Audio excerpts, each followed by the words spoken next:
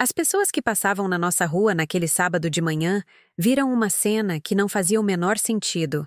Eu, Marlene, a esposa exemplar do Dr. Ricardo, com uma placa de "Vende-se tudo" fincada no jardim impecável. Os vizinhos me observavam por cima dos muros, cochichando, enquanto eu negociava o seu precioso carro Opala Diplomata por uma ninharia, com o coração gelado e as mãos firmes. Eles viam a poltrona de couro dele sendo carregada, os ternos italianos sendo vendidos por trocados. Mas não entendiam o que estava acontecendo. Pensavam que eu tinha enlouquecido, que o desespero financeiro havia batido à nossa porta. A verdade, no entanto, era muito mais profunda e libertadora. Eles não sabiam que eu não estava vendendo objetos. Eu estava vendendo a minha dor, a minha submissão, a minha vergonha. Com cada nota de dinheiro que eu colocava na bolsa, eu comprava um pedaço da minha alma de volta. Meu nome é Marlene de Souza Oliveira. E hoje, com meus 78 anos, sinto o peso e a leveza de cada um desses dias nas minhas mãos já enrugadas. Por quase 4 décadas, carreguei essa história em silêncio, ouvindo os ecos dos que me julgaram, dos que me chamaram de louca, vingativa, desequilibrada. A sociedade daquela época não estava pronta para entender uma mulher que se recusava a aceitar o papel de vítima. Mas hoje, a poeira baixou, e o que restou foi a verdade. A minha verdade. A história que vou lhes contar não é um conto de amor que deu errado. É a crônica de como o casamento perfeito de cartão postal escondia uma prisão sem grades, e como a maior humilhação que uma mulher pode sentir não me destruiu, mas me deu a coragem selvagem para construir uma vida que era verdadeiramente minha. É o relato de como a Marlene, esposa do Ricardo, precisou morrer para que a Marlene, dona de si, pudesse finalmente nascer. Antes de mergulhar no fundo dessas memórias, eu gosto de imaginar quem está do outro lado, me ouvindo. Essa história ficou guardada por tanto tempo, aqui dentro do meu peito, que agora que ela está saindo, eu sinto como se estivesse soltando passarinhos que viveram numa gaiola por anos. Me conta de onde você está assistindo. Eu adoro saber até onde minhas palavras podem voar, em quais cidades e em quais corações elas podem pousar. É um jeito que encontrei para sentir que não estou falando sozinha, que estamos todos juntos aqui, por um instante, conectados por algo muito maior que a distância. Saber que tem alguém em algum cantinho desse Brasil, ou até do mundo, pronto para ouvir o que de fato aconteceu naquela casa em Belo Horizonte, lá em 1985, me dá a força para reviver cada detalhe, sem medo. Prepare seu coração, porque o que vou contar é a prova de que o fundo do poço, às vezes, é só o impulso que a gente precisava para subir. Nossa vida em Belo Horizonte, naquele ano de 1985, era pintada com as cores da perfeição. Morávamos numa casa no bairro Anchieta, com um jardim que eu cuidava pessoalmente e que era a inveja da vizinhança. O cheiro que dominava minhas manhãs era uma mistura de café fresco, que Ricardo gostava forte e sem açúcar, com o da cera que eu passava no chão de taco, deixando-o brilhante como um espelho. Para quem olhava de fora, éramos o retrato da família bem-sucedida. O engenheiro competente, a esposa dedicada e os 2 filhos lindos, André e Carolina. Eu realmente acreditava nesse quadro. A casa não era apenas um lar, era o meu palco, e meu papel era garantir que cada cena do nosso dia a dia fosse impecável. Eu era a diretora, a atriz principal e a faxineira de uma peça que, eu não sabia, tinha apenas um espectador a quem agradar. Minha rotina era um balé silencioso e milimetricamente ensaiado. Eu acordava às 5, antes de todo mundo, para deixar a roupa dele passada e o café da manhã na mesa. Ricardo gostava que a casa estivesse em silêncio quando ele descia. As crianças aprendiam desde cedo a falar baixo e a não correr pela manhã. Meu valor, naqueles dias, era medido pela brancura do colarinho da camisa dele, pela temperatura do seu café e pela ordem que reinava no nosso lar. Ele nunca precisou me pedir nada disso com todas as letras. Eu aprendi a ler suas expectativas no seu silêncio, na forma como ele franzia a testa quando algo estava fora do lugar. E eu me orgulhava da minha capacidade de antecipar seus desejos, de manter a harmonia. Eu achava que isso era zelo, que era a mais pura tradução do amor de uma esposa. Ricardo era o centro do nosso universo. Quando ele chegava em casa, a vida começava. Quando saía, ela entrava em modo de espera. Ele era um homem respeitado na cidade, e eu sentia um orgulho imenso de ser a esposa do Dr. Ricardo. Sua presença em casa era como a de um rei em seu castelo. Ele se sentava em sua poltrona de couro, a única que ninguém mais podia usar, e lia o jornal enquanto eu servia seu jantar. Nossas conversas raramente eram sobre meus sentimentos ou meu dia. Eram sobre o trabalho dele, suas conquistas, suas frustrações. Eu era a plateia, sempre pronta com uma palavra de apoio ou um ouvido atento. Eu não percebia que, aos poucos, eu estava desaparecendo, me tornando apenas um eco das necessidades e da importância dele, um espelho que só refletia a sua imagem. E eu me convencia de que era feliz. Quando as outras mulheres da vizinhança me encontravam no portão e diziam: Marlene, você é uma mulher de sorte, o Ricardo é um marido maravilhoso, eu inflava o peito de orgulho. Eu tinha tudo o que uma mulher da minha época poderia sonhar. Uma casa linda, filhos saudáveis e um marido provedor que, aos olhos de todos, me tratava como uma rainha. Eu me agarrava a essa imagem com todas as minhas forças, porque era a única identidade que eu conhecia. Qualquer sentimento de vazio ou solidão que ousasse aparecer era rapidamente sufocado por mais uma tarefa doméstica, mais um bolo para o lanche das crianças, mais um polimento na prataria da sala de jantar. A felicidade era uma obrigação, e eu me esforcei ao máximo para cumprir meu papel sem falhas. Meus filhos, André com 7 anos e Carolina com 5, eram a minha maior alegria, mas até o meu amor por eles era moldado pelas expectativas de Ricardo. Ele os amava, à sua maneira, mas os via como extensões do seu sucesso. Tinham que ser as crianças mais bem educadas, com as melhores notas, sempre limpos e quietos. Eu era a responsável por essa perfeição. Criança que faz barulho é criança sem educação, Marlene. Ele costumava dizer, e essa frase ecoava na minha cabeça o dia inteiro. Então, eu vivia pedindo silêncio, controlando as brincadeiras, garantindo que não deixassem um brinquedo sequer fora do lugar. Eu os amava com todo o meu ser, mas temo que, naquela época, eles tenham conhecido mais a minha apreensão em agradar o pai do que a minha espontaneidade como mãe.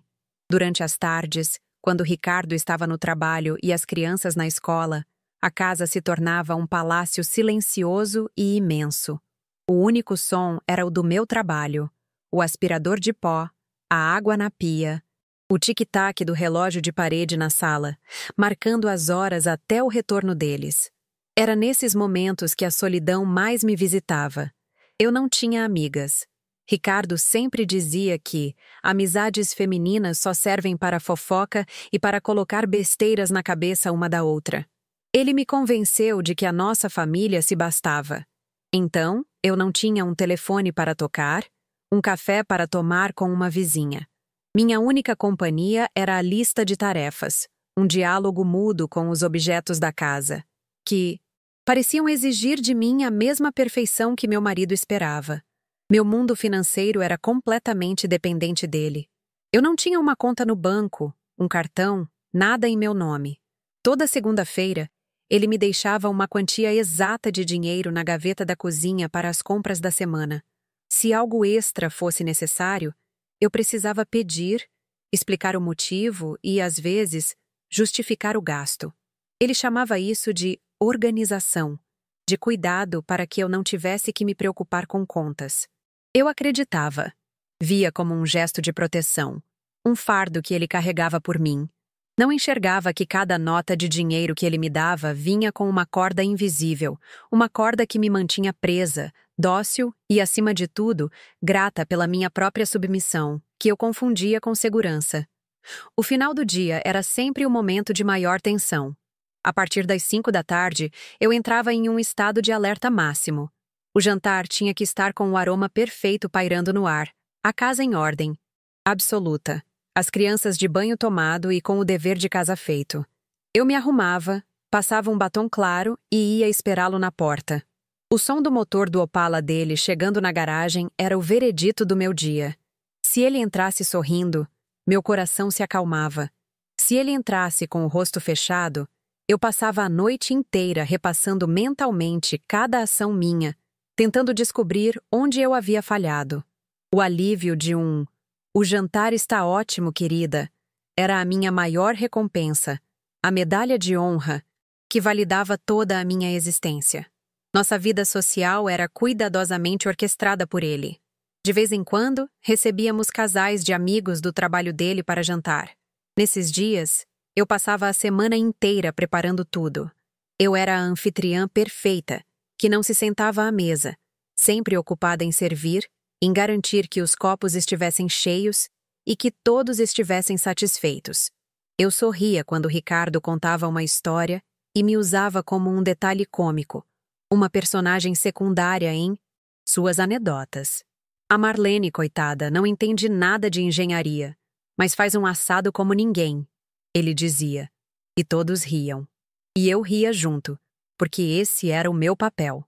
A esposa que ficava em segundo plano, orgulhosa por ser útil, por ser a base invisível sobre a qual ele brilhava. Ele havia me afastado de tudo que era meu antes dele. Meus pais moravam no interior, e as visitas se tornaram cada vez mais raras. Ricardo sempre tinha uma desculpa, uma viagem de trabalho, um compromisso importante, ou simplesmente dizia que a estrada era perigosa. Meus amigos de solteira, aos poucos, desapareceram. Essa gente não tem o nosso nível, Marlene. Precisamos cultivar relações que nos agreguem, ele dizia. E eu, que o amava e confiava nele, acreditei que ele sabia o que era melhor para nós. Aceitei o isolamento como um casulo, pensando que ele estava me protegendo do mundo, quando, na verdade, ele estava me trancando para longe dele, garantindo que sua voz fosse a única que eu pudesse ouvir. Ainda assim, mesmo no auge da minha devoção cega, havia momentos, pequenas rachaduras na superfície perfeita da nossa vida. Às vezes, à noite, depois que todos dormiam, eu me olhava no espelho do banheiro e não me reconhecia. Via uma mulher com um olhar cansado, um sorriso que não alcançava os olhos. Era um sentimento rápido, um arrepio, uma pergunta silenciosa que eu não tinha coragem de formular. É só isso? A minha vida é só isso? Eu rapidamente afastava o pensamento, me sentindo culpada pela ingratidão. Eu tinha tudo, afinal. Mas a semente da dúvida, minúscula e adormecida, já estava plantada no fundo da minha alma. Ela só precisava de uma tempestade para germinar. E a tempestade estava muito mais perto do que eu poderia imaginar. O inferno, como costuma acontecer, anunciou sua chegada com um sorriso. Ricardo chegou em casa numa terça-feira à noite, mais charmoso do que nunca, e me contou a grande novidade durante o jantar. Ele precisaria fazer uma viagem de negócios para Salvador. Ficaria uma semana fora para fechar um contrato importantíssimo para a empresa. É o maior projeto da minha carreira, Marlene, ele disse, e seus olhos brilhavam de um jeito que me fez sentir um orgulho imenso. Naquela noite, ajudei-o a arrumar a mala, passando com cuidado extra suas camisas de linho, escolhendo suas gravatas favoritas. Eu me sentia parte daquele sucesso, a parceira silenciosa por trás do grande homem. A ideia de passar uma semana sem ele me trazia uma pontada de solidão, mas eu a disfarçava com sorrisos de incentivo. Mal sabia eu que ele não estava levando na mala apenas roupas, mas também a pá com a qual cavaria a cova do nosso casamento. Os primeiros dias transcorreram na mais absoluta normalidade. As crianças sentiam falta do pai, e eu preenchia o vazio com atividades e doces. Ricardo me ligava todas as noites, sempre por volta das 9. A voz dele soava cansada, distante, o que eu, na minha ingenuidade, atribuía ao trabalho exaustivo. Ele descrevia, brevemente, as reuniões tensas, o calor de Salvador, e dizia que mal podia esperar para voltar para o nosso sossego. Eu, do outro lado da linha, Oferecia meu apoio incondicional. Dizia para ele se alimentar direito e descansar. Estou com saudades, meu amor, eu dizia. Eu também, querida. Agora preciso ir que amanhã o dia é longo. Ele respondia, sempre com pressa. E eu desligava o telefone com o coração apertado de amor e preocupação, orgulhosa do meu marido trabalhador e completamente cega. A verdade. Na sexta-feira, o telefone de casa tocou no meio da tarde, um horário incomum. O sol batia na sala, e eu estava terminando de lustrar os móveis. Atendi esperando ouvir a voz da minha mãe ou de alguma diretora da escola das crianças. Mas a voz do outro lado era de uma mulher que eu nunca tinha ouvido. Uma voz feminina, com um sotaque carregado e um tom que beirava o tédio. Alô, o Ricardo está? Ela perguntou, sem cerimônias. Meu coração deu um pulo estranho. Ninguém jamais ligava em casa para falar com ele. Os assuntos de trabalho eram todos no escritório. Quem gostaria? Perguntei, tentando manter a polidez, enquanto uma sensação fria começava a subir pela minha espinha. Aqui é a Sandra. Só diz pra ele que eu tô ligando. Ela respondeu impaciente. Moça, acho que houve um engano. Meu marido está viajando a trabalho. Ele está em Salvador. Eu disse, com a voz firme de quem defende uma verdade absoluta. Foi então que eu ouvi. Do outro lado da linha, veio um som que quebrou a minha vida em 1000 pedaços. O riso dela. Um riso debochado, anasalado, que escorria veneno. Trabalho? Marlene, querida, o trabalho dele sou eu, ela disse, e o jeito como pronunciou meu nome foi como um tapa. Estamos no melhor hotel de Itapuã, e ele está aqui no banho agora mesmo. A vista para o mar é uma delícia. Você quer deixar algum recado? Cada palavra era uma facada.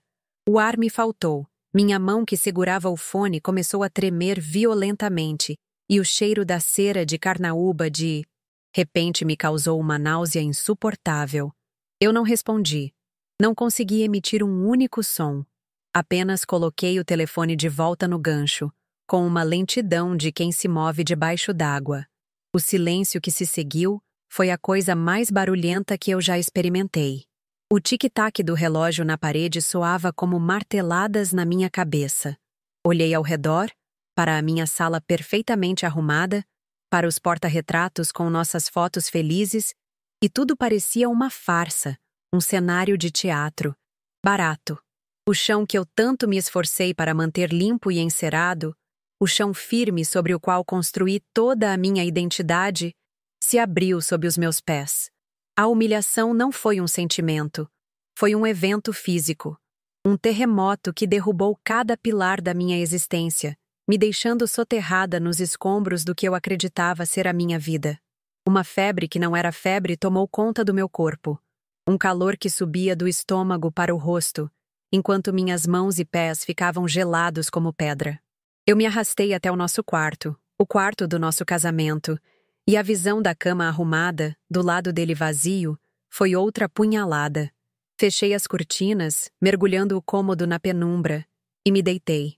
Para as crianças, quando chegaram da escola, eu disse que estava com a pior enxaqueca da minha vida, que não podia ver luz nem ouvir barulho.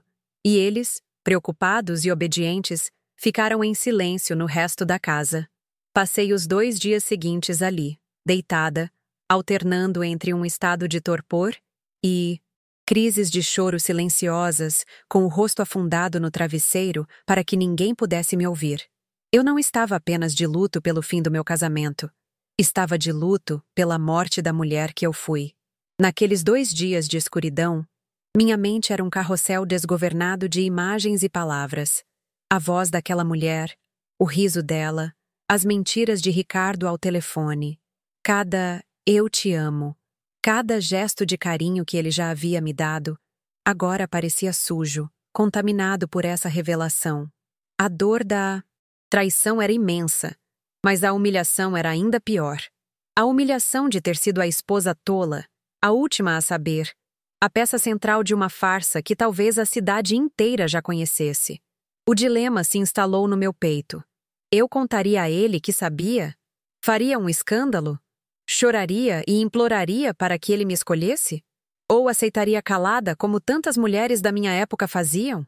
Naquele quarto escuro, a Marlene boazinha e submissa agonizava. E em seu lugar, uma outra mulher, fria e com os olhos secos de tanto chorar, começava a despertar. Quando Ricardo voltou de Salvador, uma semana depois, ele era a imagem da despreocupação. Entrou em casa bronzeado, sorridente, e me entregou uma fitinha do Bonfim com um beijo estalado na bochecha, como se me desse um pedaço do seu grande triunfo. Para os meninos, ele trouxe uma caixa de isopor com acarajés já frios e murchos, um troféu exótico da sua conquista. Eu peguei a fitinha, amarrei no pulso, sorri e agradeci. Por dentro, um gelo se formava. Ao redor do meu coração. Cada gesto dele, cada sorriso, era um insulto. A mulher que havia passado 48 horas chorando num quarto escuro já não existia mais. No lugar dela, nasceu uma outra Marlene, uma que olhava para o marido e não via o amor da sua vida, mas um estranho, um ator canastrão representando um papel que eu conhecia bem demais. Naquela noite, durante o jantar, a minha dor começou a se transformar em algo mais perigoso, um ódio frio e calculista. Ele descreveu com uma riqueza de detalhes impressionante as reuniões que nunca existiram, os executivos que nunca encontrou, o cansaço que não sentiu. Eu me tornei a melhor atriz do mundo. Fiz as perguntas certas, balancei a cabeça em concordância, demonstrei admiração pela sua competência. Você deve estar exausto, meu bem, eu dizia, enquanto a voz da amante dele, com aquele riso debochado, ecoava na minha mente. Ali, olhando nos olhos do homem que mentia com a tranquilidade de quem respira, eu tomei a decisão mais importante da minha vida. Eu não seria a esposa traída que chora e perdoa. Eu não lhe daria o poder de me ver sofrer. Eu não lhe daria o prazer da minha humilhação.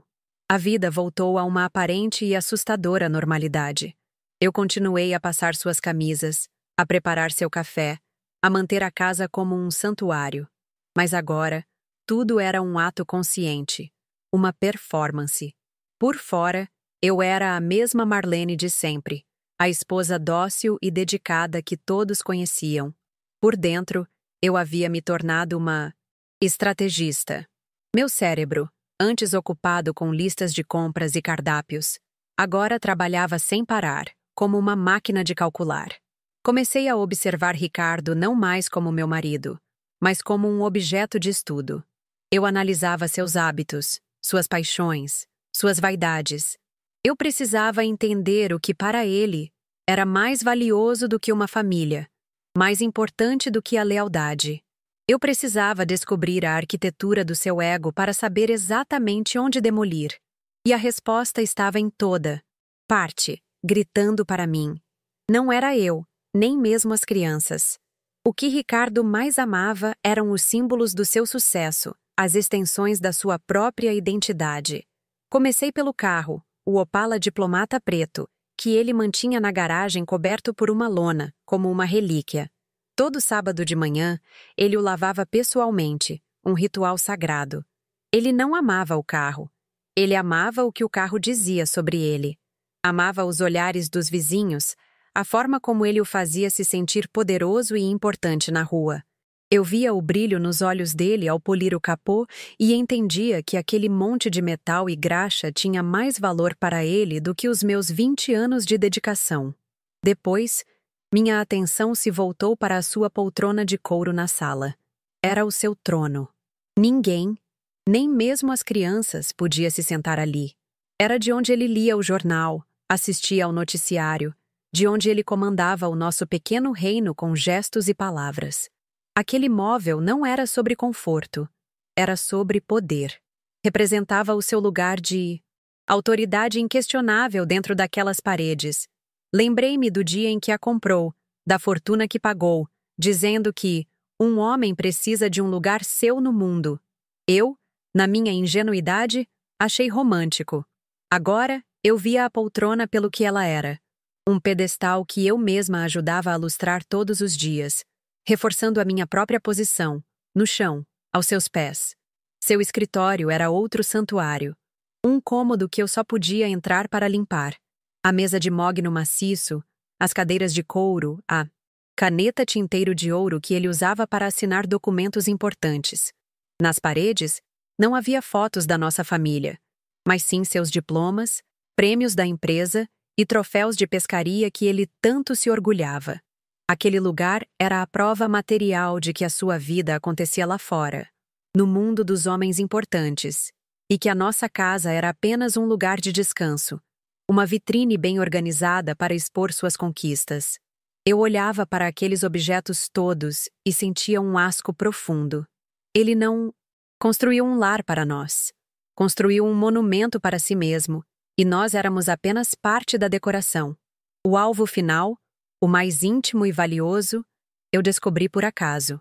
Um dia, enquanto limpava o nosso closet, vi Ricardo guardando algo num pequeno cofre de metal, escondido no fundo do armário. Minha curiosidade, agora afiada como uma navalha, me fez esperar que ele saísse. Eu tentei a nossa data de casamento, o aniversário dos meninos, o meu. Nada. Então, num palpite amargo, tentei a data de nascimento da mãe dele. Abriu na primeira tentativa. Aquele clique da fechadura foi mais doloroso do que o riso da amante ao telefone. Dentro do cofre, perfeitamente alinhados em estojos de veludo, estavam uns 10 relógios de pulso, cada um mais caro e vistoso que o outro. Eram os símbolos do seu tempo. Um tempo que, evidentemente, ele não gastava comigo. Com o mapa do tesouro dele em mãos, comecei a dar os primeiros passos práticos do meu plano. Durante as tardes, quando estava sozinha, comecei a fazer ligações de um orelhão a alguns quarteirões de casa, para não deixar rastros. Liguei para uma loja de carros usados e, fingindo ser uma viúva precisando de dinheiro, perguntei quanto pagariam por um Opala Diplomata em perfeito estado. Anotei o valor. Liguei para antiquários perguntando sobre móveis de escritório de mogno. Visitei um joalheiro no centro da cidade com uma pulseira antiga da minha avó como desculpa. E aproveitei para sondar o interesse dele em relógios de marca. Cada informação que eu colhia era uma peça do quebra-cabeça. E com cada peça, minha determinação se tornava mais sólida, mais inabalável. Houve noites, confesso, em que a dúvida me assaltou. Eu o via dormindo ao meu lado, com o rosto sereno, e a memória do jovem por quem eu me apaixonei vinha à tona. Será que eu estava sendo cruel demais? Será que não havia outro caminho? O divórcio, a conversa, a terapia de casal que começava a se popularizar. Mas então eu me lembrava da humilhação. Eu me lembrava do controle silencioso, dos anos de isolamento, da minha identidade apagada. Eu lembrava que o problema não era apenas a amante em Salvador. Era a estrutura da nossa vida, uma vida onde eu era um objeto, assim como o carro e os relógios. E a raiva voltava, não como uma explosão, mas como uma brasa constante, me aquecendo e me dando a força para continuar. Comecei a viver uma vida dupla, e a tensão era quase insuportável. Para o mundo, eu era a esposa perfeita. Cheguei a organizar um jantar para o chefe de Ricardo, e recebi elogios pela minha comida e pela minha casa impecável. Ricardo, orgulhoso, me exibia como um dos seus troféus. Essa é a minha Marlene, o segredo do meu sucesso, ele disse aos convidados. Eu sorri, agradeci e senti o gosto de cinzas na boca. Ninguém poderia imaginar que, por trás daquele sorriso sereno, eu estava planejando a implosão daquele mundo de aparências, tijolo por tijolo. A exaustão de manter essa farsa era imensa, mas a perspectiva da liberdade era um combustível que me mantinha de pé. Um dia, uma vizinha, Dona Elvira, me parou no portão. Marlene, você está bem? Parece tão distante ultimamente. Emagreceu, querida. Meu coração gelou. Será que eu estava deixando transparecer? Imediatamente, ativei meu personagem. Sorri um sorriso cansado e disse que era apenas preocupação com as crianças. Uma fase de muito trabalho de Ricardo. Noites mal dormidas. Ela pareceu acreditar. Me deu um tapinha no braço e disse para eu me cuidar. Aquele breve encontro me serviu de alerta. Eu precisava ser mais cuidadosa. A minha guerra era silenciosa e solitária. E qualquer passo em falso poderia colocar tudo a perder. Voltei para dentro de casa com as mãos trêmulas, mas com a mente mais focada do que nunca. Comecei os preparativos secretos. No fundo do guarda-roupa dos meninos, coloquei uma mala antiga. Aos poucos, fui guardando ali as nossas peças de roupa mais essenciais. Em uma pequena caixa de sapatos, escondi nossas certidões de nascimento, a caderneta de vacinação deles e o pouco dinheiro que eu vinha economizando do troco da feira, moeda por moeda. Eram os meus tesouros, os únicos que importavam. Cada item que eu escondia ali era um ato de rebeldia, um passo para fora da minha própria prisão. Era a construção da minha arca, enquanto eu esperava pelo dilúvio que eu mesma iria provocar. Eu estava me preparando para abandonar um navio que afundava, mesmo que ninguém mais visse a água entrando.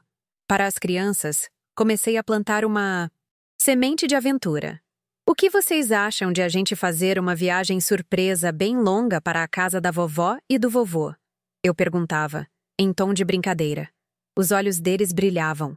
Eles amavam meus pais e a liberdade da vida no interior.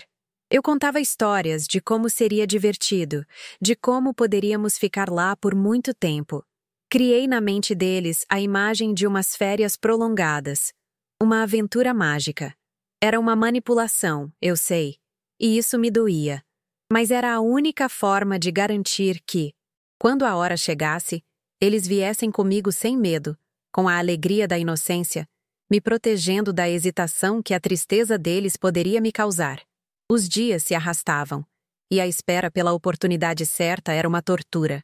Cada manhã eu acordava pensando, será que é hoje? Eu observava Ricardo, atenta a qualquer sinal, qualquer menção a uma nova viagem. Ele parecia tranquilo, satisfeito com a sua vida dupla, que, em sua arrogância, julgava ser à prova de falhas.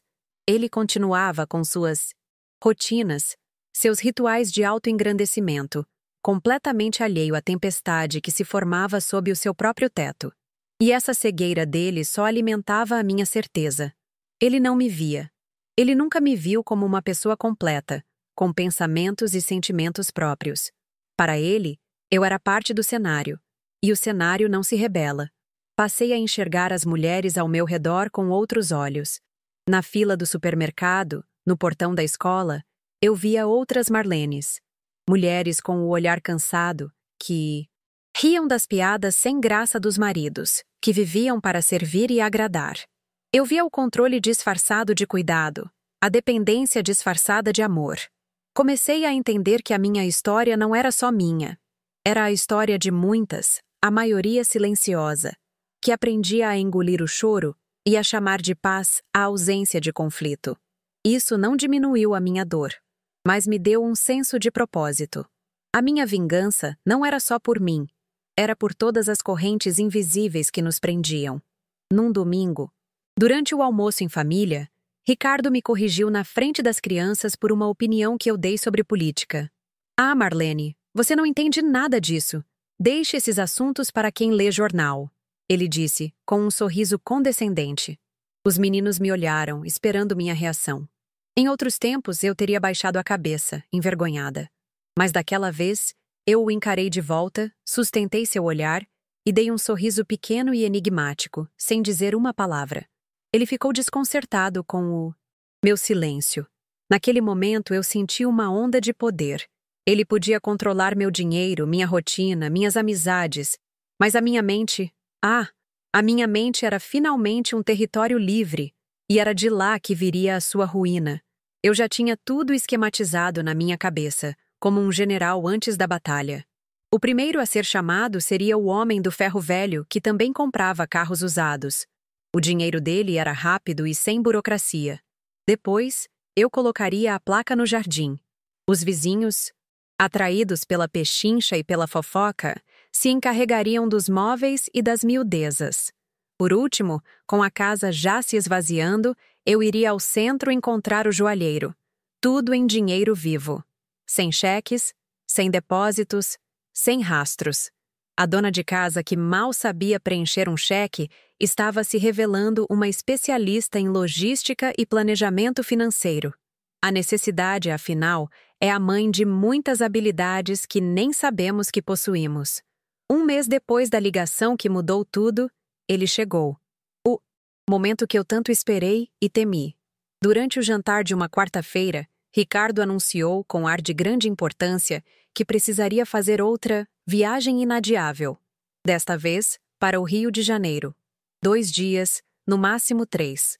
Algo urgente na sede da empresa. Enquanto ele falava, meu coração começou a bater tão forte que eu tive medo que ele pudesse ouvir. Mas meu rosto permaneceu sereno. Eu apenas assenti com a cabeça e disse: "Claro, meu bem. O trabalho em primeiro lugar, sempre." A frase saiu com uma doçura venenosa que só eu podia sentir. Era a minha chance.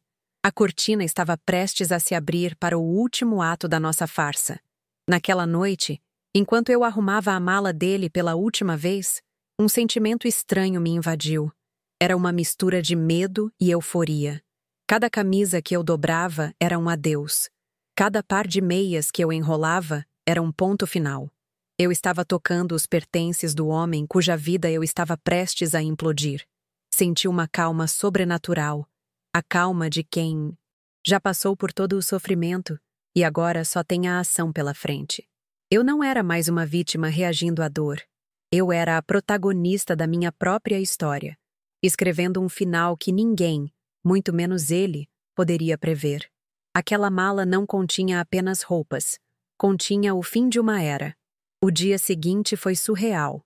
O café da manhã transcorreu como sempre. Ele leu o jornal, as crianças foram para a escola. Na hora de sair, ele me deu um beijo na testa. "Se cuida, Marlene. Volto no sábado." Ele disse: "Boa viagem, Ricardo. Tenha cuidado." Eu respondi. A porta se fechou. O som do motor do Opala se afastando pela rua foi a trilha sonora do começo da minha nova vida. Por alguns minutos, fiquei parada no meio da sala, em silêncio absoluto. A casa parecia estar prendendo a respiração junto comigo. Olhei para a poltrona de couro, para o escritório, para os troféus brilhando na estante. E pela primeira vez, não senti dor nem raiva. Senti apenas uma imensa e vertiginosa sensação de liberdade. Não comecei a agir imediatamente. Primeiro, fiz algo que eu nunca havia feito antes. Fui até a poltrona de couro dele, o seu trono sagrado, e me sentei. Afundei no couro macio, senti o cheiro dele impregnado ali. Era o centro de poder daquela casa. E naquele momento, ele era meu. Fiquei ali por quase 1 hora, apenas olhando para a sala vazia, para a vida que estava prestes a ser desfeita. Foi o meu momento de despedida. Não dele, mas da mulher que eu tinha sido naquele lugar. A mulher que esperava, que servia, que vivia em função de agradar. Quando me levantei daquela poltrona, eu não era mais a esposa do Dr. Ricardo. Eu era apenas Marlene. E isso, finalmente, era o suficiente. Antes de dar o primeiro telefonema, fui até o quarto e abri o cofre. A data de nascimento da mãe dele, como um insulto final. Peguei os estojos de veludo, um por um, e enfileirei os relógios sobre a cama. Eles brilhavam sob a luz fraca do abajur, símbolos do tempo. O tempo que ele me dedicou, o tempo que ele me roubou, o tempo que ele passou com outra. Cada um deles era uma testemunha silenciosa das suas mentiras. Pegá-los não me pareceu um roubo, mas uma restituição. Eu estava tomando de volta as horas, os dias, os anos de vida que eu investi naquela farsa. Coloquei todos eles dentro de uma sacola de pano, junto com a pequena caixa de sapatos onde estavam meus documentos, e me senti pronta. A guerra havia começado. Chamei as crianças mais cedo na escola, dizendo que a nossa viagem surpresa ia começar. A alegria genuína no rosto deles foi o único bálsamo para o meu coração tenso. Enquanto eles, excitados, faziam uma pequena mochila com seus brinquedos favoritos, eu caminhava pela casa uma última vez. Toquei a parede da sala, a mesa de jantar onde compartilhamos tantas mentiras, o berço vazio do quarto de Carolina. Cada objeto tinha uma história, e eu estava prestes a apagar todas elas. Não era apenas uma casa que eu estava deixando para trás, mas um campo de batalha emocional onde Eu havia perdido quase todas as lutas. Mas a guerra inteira, eu estava determinada a vencer. E a minha vitória seria não deixar pedra sobre pedra. O primeiro passo foi o mais difícil. Arrancar a placa de vende-se que eu mesma havia feito com um pedaço de papelão e um cabo de vassoura. Caminhei até o jardim, aquele que eu cuidava com tanto esmero, e finquei a placa na grama verde. Vende-se tudo. Motivo: mudança. As palavras pareciam gritar no silêncio da rua. Senti os olhares curiosos dos vizinhos pelas janelas. O coração batia descompassado, uma mistura de pavor e adrenalina. Não havia mais volta. O ato estava feito. A humilhação privada estava prestes a se tornar um espetáculo público. Mas a vergonha, eu descobri naquele instante, pertencia a ele, não a mim. Eu estava apenas expondo a sujeira que ele varreu para debaixo do nosso tapete por tanto tempo. Peguei o telefone e fiz a primeira ligação para o homem do Opala. A voz dele era grossa, desconfiada. Expliquei a situação de forma rápida e direta. Meu marido viajou, preciso do dinheiro com urgência, o carro está em perfeito estado, mas vendo pela metade do preço se você vier agora e me pagar em dinheiro. Houve um silêncio do outro lado da linha.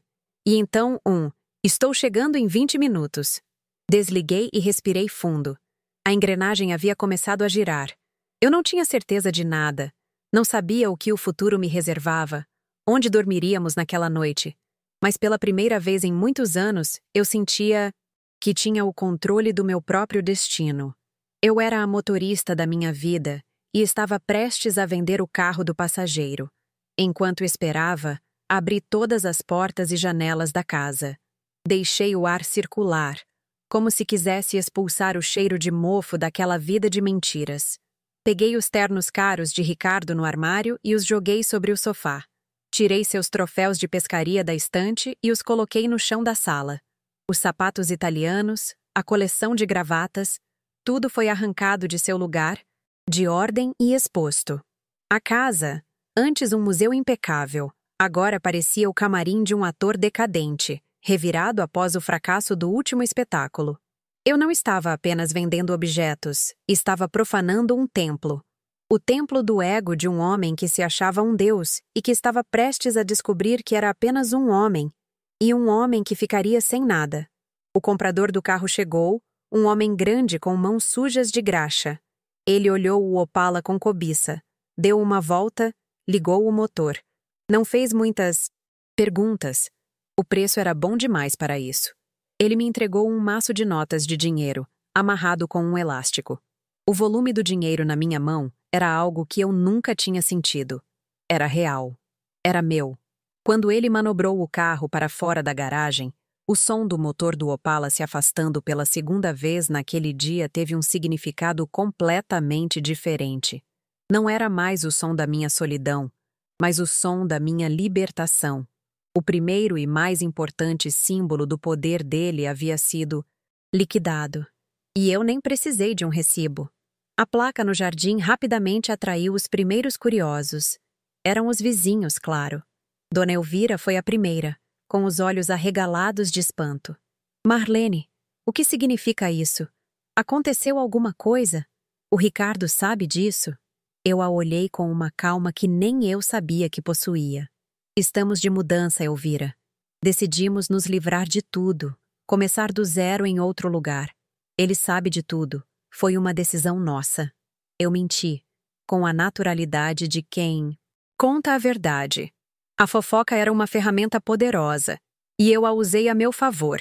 A notícia de que a família perfeita do Dr. Ricardo estava vendendo tudo a preço de banana se espalharia pelo bairro como fogo em palha. E funcionou. Em menos de 1 hora, minha casa se tornou um formigueiro de gente. Pessoas que eu via todos os dias, mas com quem nunca trocava mais do que um bom dia. Agora, elas entravam na minha casa, vasculhavam minhas coisas, pechinchavam meus 20 anos de casamento. Vendi a poltrona de couro dele para o dono da padaria por uma ninharia. Ele disse que ficaria ótima na sala de espera do seu estabelecimento. Vendi os ternos, os sapatos, a mesa de mogno. Cada objeto que saía pela porta era uma corrente que se quebrava. Eu me sentia leve, quase flutuando, enquanto negociava os pedaços da vida que ele construiu. As pessoas achavam que estavam fazendo um grande negócio, mas a única que estava lucrando de verdade ali era eu. O momento mais difícil foi vender as coisas das crianças que não podíamos levar. O berço, o cercadinho, alguns brinquedos maiores. Vi uma moça grávida, com os olhos brilhando, olhando para o berço do meu filho. Ela me perguntou o preço. Eu olhei para ela, para a sua barriga, para a sua esperança de construir uma família feliz, e não tive coragem de cobrar.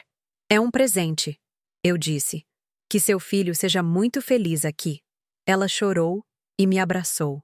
Naquele abraço, eu senti que não estava destruindo uma família, mas sim, salvando a minha. Estava abrindo mão do passado para que meus filhos pudessem ter um futuro onde a mãe deles não fosse uma sombra, mas uma pessoa inteira.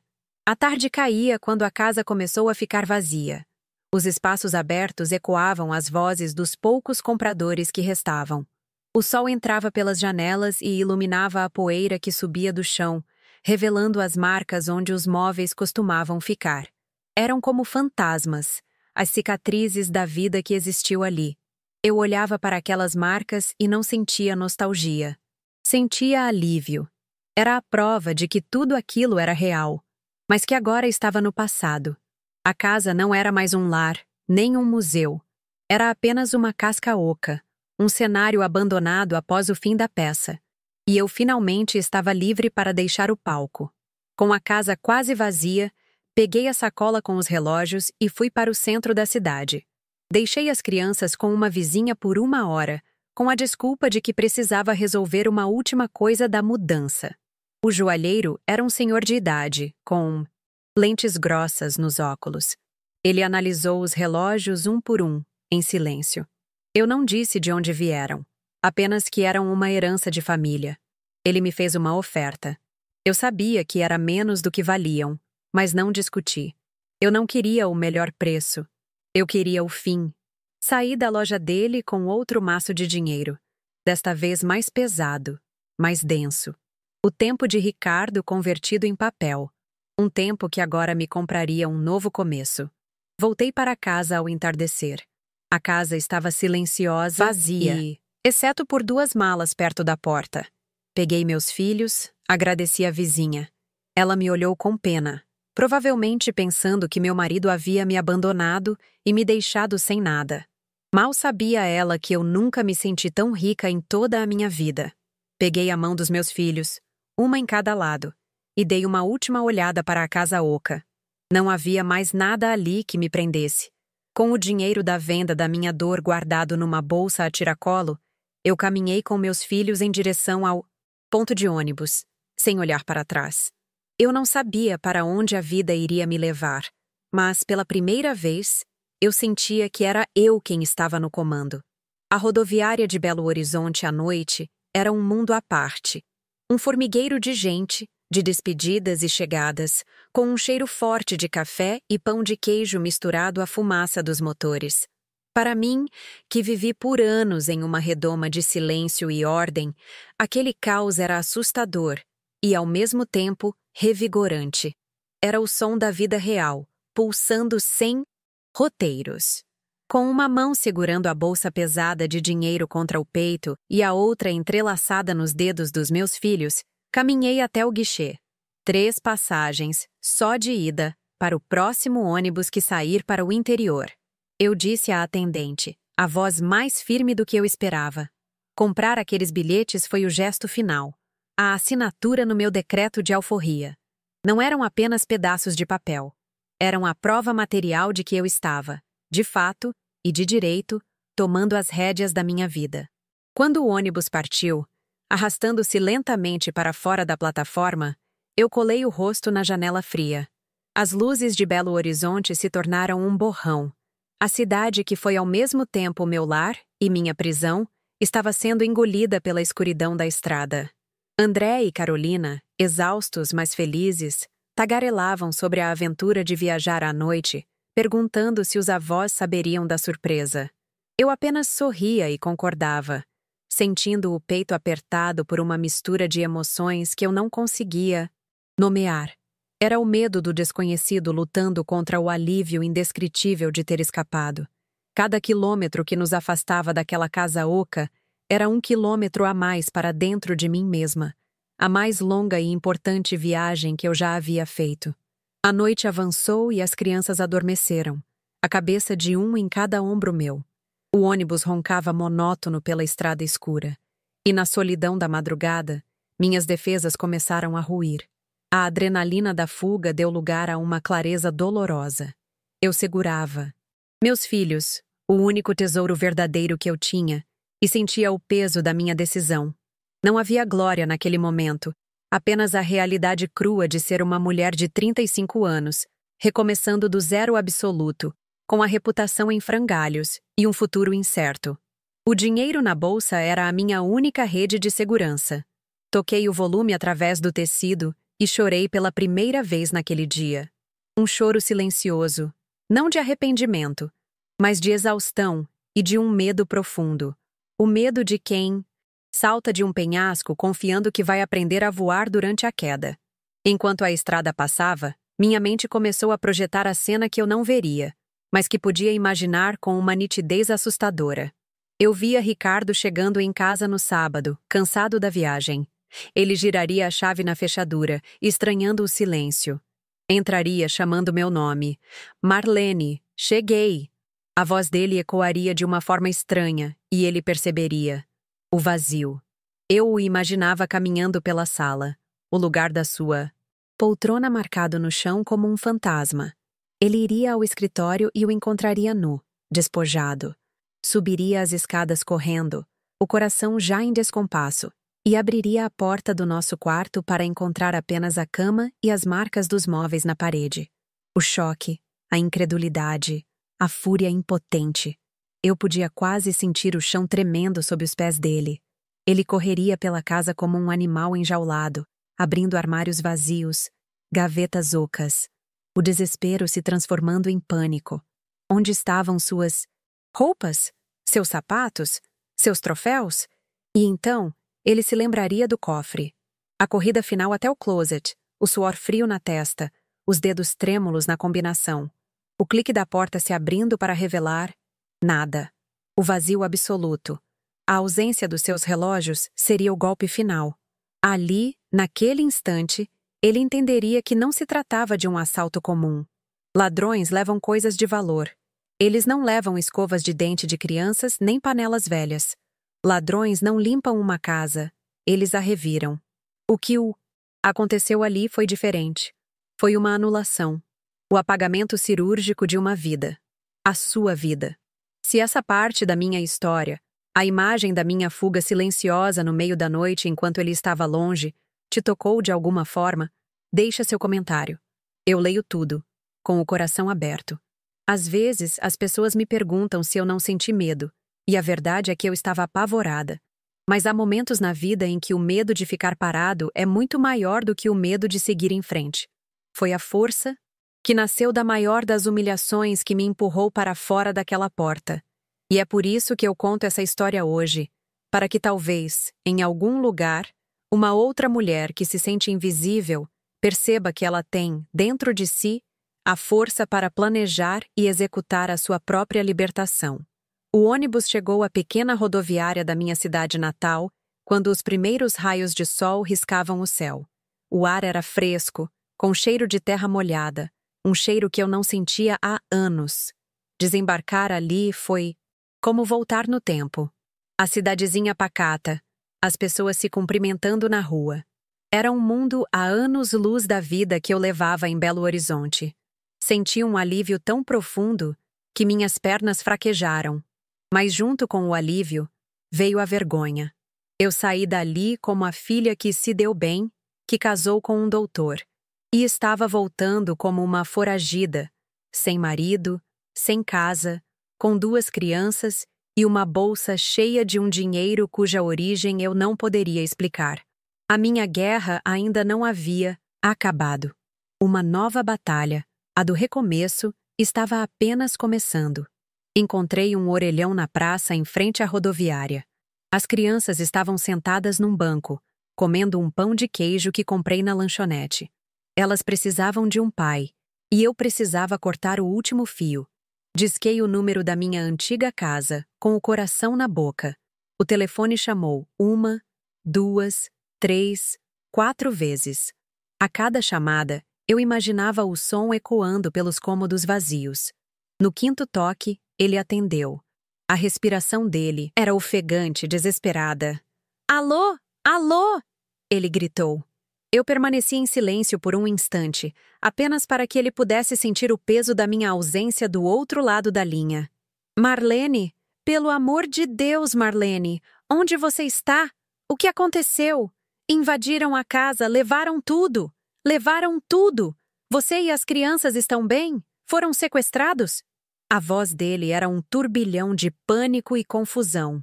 Sua primeira e única suposição era a de que fôramos vítimas. A ideia de que eu pudesse ser a causa, a mente por trás daquela devastação, era tão impossível para ele que nem sequer passava pela sua cabeça.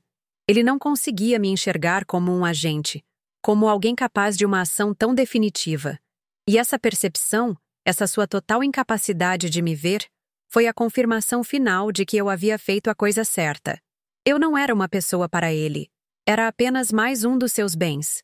Respirei fundo, olhei para o sol que nascia e para os meus filhos, que brincavam no banco da praça, e disse com a voz mais calma e clara que já tive em toda a minha vida: Não, Ricardo, ninguém nos roubou.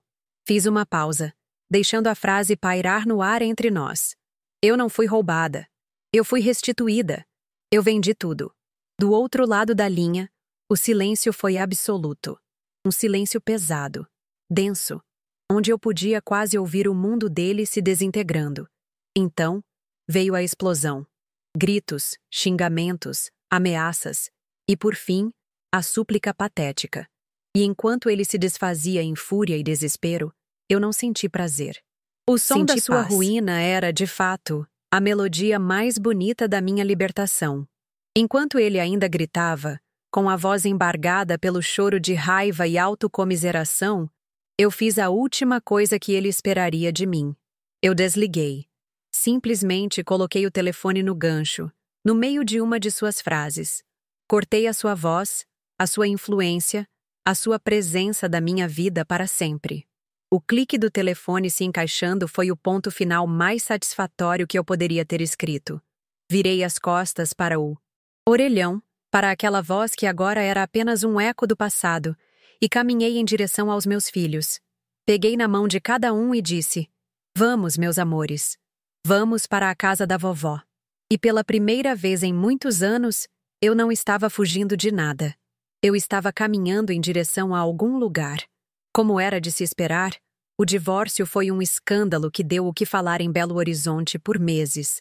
Naquela sociedade de 1985, um homem como Ricardo era sempre a vítima, e uma mulher que agia como... Eu era, no mínimo, desequilibrada. Fui pintada como a louca, a ingrata, a esposa vingativa que depenou o pobre marido por um capricho. Ouvi de parentes distantes que as pessoas contavam a minha história como um alerta, um conto de terror para maridos desconfiados. Mas a verdade é que, sentada na cozinha simples da casa dos meus pais, ouvindo essas notícias pelo telefone, eu não sentia nada. A opinião daquelas pessoas não me atingia mais. Eu havia passado pelo fogo da humilhação real. As fofocas e os julgamentos eram apenas fumaça. E fumaça não machuca ninguém. Eu já não fazia parte daquele teatro, e o que a plateia pensava da peça não era mais da minha conta. Quanto a Ricardo, a história que me chegou aos poucos, por meio de conhecidos, foi a de um homem que nunca se recuperou. Não foi o golpe financeiro. Ele era um engenheiro de sucesso. Poderia comprar 10 Opalas e 100 relógios se quisesse. O que eu tirei dele foi algo que dinheiro nenhum no mundo poderia comprar de volta. O seu orgulho. Eu desmontei o palco onde ele atuava. Sem a casa perfeita, a esposa troféu e os símbolos de status, ele se tornou apenas o que sempre foi por baixo da casca. Um homem comum inseguro e vazio. Ele perdeu a admiração dos outros, que era o ar que ele respirava. O golpe que eu dei não foi no seu bolso, mas na sua alma. E essa foi uma ferida que o dinheiro dele não pôde curar. A chegada na casa dos meus pais foi um misto de alívio e vergonha. Eles me acolheram, claro, mas não sem 1 milhão de perguntas e olhares de reprovação. Ninguém entendia a profundidade da minha dor, mas usei o dinheiro da minha liberdade para não ser um fardo. Aluguei uma casinha de 3 cômodos no fundo do quintal de uma senhora da cidade e, com o que sobrou, comprei 2 máquinas de costura usadas. Montei uma pequena confecção de uniformes escolares. O cheiro de tecido novo e o barulho das máquinas trabalhando até tarde da noite se tornaram a nova trilha sonora da minha vida. Eu, que nunca havia tido uma profissão, estava me tornando uma empresária por pura necessidade e teimosia. Trabalhei como nunca imaginei ser capaz. Havia dias em que eu costurava por 18 horas, movida a café e pela visão dos meus filhos dormindo no quarto ao lado. Minhas mãos, antes macias e cuidadas, tornaram-se ásperas e cheias de calos e picadas de agulha. Eu aprendi a negociar com fornecedores, a controlar um caixa, a lidar com clientes. Era uma exaustão que doía no corpo, mas que afagava a alma. Era o cansaço de quem constrói, não o de quem apenas mantém as aparências. Cada uniforme que eu entregava, cada pagamento que recebia, era uma pequena vitória, um tijolo a mais no muro da minha independência. Eu estava, finalmente, construindo algo que era meu, que tinha o meu suor e a minha identidade. Criei meus filhos com dificuldade, mas com uma abundância de algo que faltava na nossa antiga vida. Verdade. Eles cresceram vendo a mãe trabalhar duro, viram a nossa pequena confecção prosperar e se tornar o sustento da cidade. Aprenderam que o valor de uma pessoa não está no carro que ela dirige ou na casa onde mora, mas na força do seu caráter e na sua capacidade de se reerguer. Não tínhamos luxo, mas tínhamos risadas na mesa de jantar, tínhamos conversas honestas, tínhamos uma casa onde o amor não era uma performance, mas um alicerce real. Dei a eles uma mãe inteira, imperfeita e cansada, mas real. E essa, eu descobri, é a maior herança que se pode deixar. Hoje, aos 78 anos, sentada na varanda da minha casa, a casa que eu mesma comprei com o dinheiro do meu trabalho, eu olho para o meu pequeno jardim e sinto paz. Meus filhos se tornaram homens de bem, me deram netos que enchem meus fins de semana de barulho e alegria. Minha pequena confecção se tornou uma empresa sólida, hoje administrada pelo meu filho mais velho. Levo uma vida simples, sem sobressaltos. As cicatrizes daquela época ainda existem, mas não doem mais. Elas são apenas o mapa de um caminho que eu precisei percorrer para chegar até aqui, até esta mulher que sou hoje, que pode respirar fundo sem sentir o peso do mundo, ou melhor, o peso de um homem, sobre seus ombros.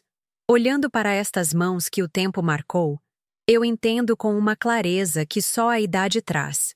Naqueles 2 dias frenéticos, eu não vendi os móveis, o carro ou os relógios de Ricardo.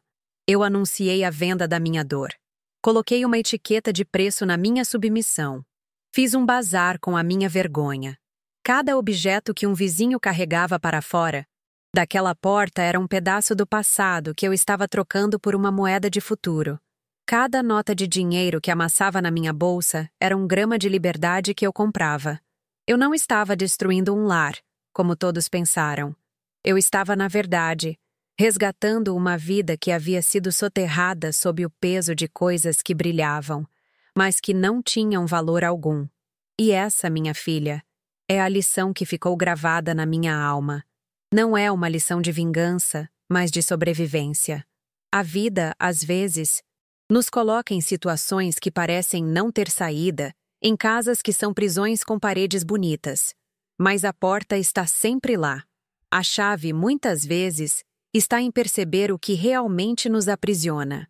Às vezes, para construir algo novo, algo que seja verdadeiramente seu, você precisa primeiro vender tudo aquilo que te faz mal, tudo aquilo que te define de fora para dentro. É preciso ter a coragem de esvaziar a casa, de se livrar dos entulhos emocionais, mesmo que isso signifique vender tudo até o último parafuso.